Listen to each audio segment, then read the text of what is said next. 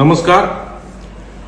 ગાંધી અને સરદારના ગુજરાતનો જ એક ભાગ ગોંડલમાં થોડા દિવસ પહેલા એક પાટીદાર યુવાન ઉપર અત્યાચાર થયો.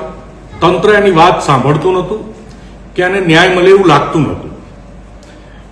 એ યુવાનની પીડા, એ યુવાનને ન્યાય મળે અને ગુજરાત સરકાર જે ગુંડાગીરી વિરુદ્ધ અભિયાન ચલાવી રહી છે, તો ગોંડલમાંથી પણ ગુંડાઓનો નાશ થાય અને ગુંડાઓ પર યોગ્ય કાર્યવાહી થાય, એના માટે થઈ અને મેં અવાજ ઉઠાવ્યો હતો.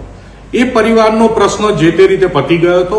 એ પછી મેં એ વિવાદને કોઈ પણ રીતે કે એ વાતને મેં છંછેડી નથી. પણ કાલે અચાનક જ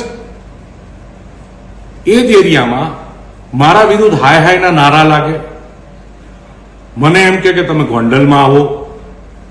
ભાઈ,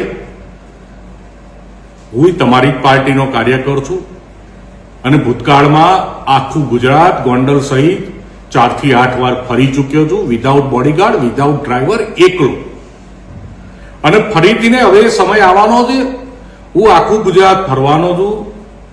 નિશ્ચિંત રહો, ગોંડલમાં પણ આવવાનો છું અને જે કરવાનું છે એ બધું જ કરવાનો છું. સમયની રાહ જુઓ. આવીશ, 100% આવીશ. મારા પ્રેમથી કે બીજી જેવી રીતે મારા સ્વાગતની તૈયારી કરી રાખી હોય એ કરી રાખજો.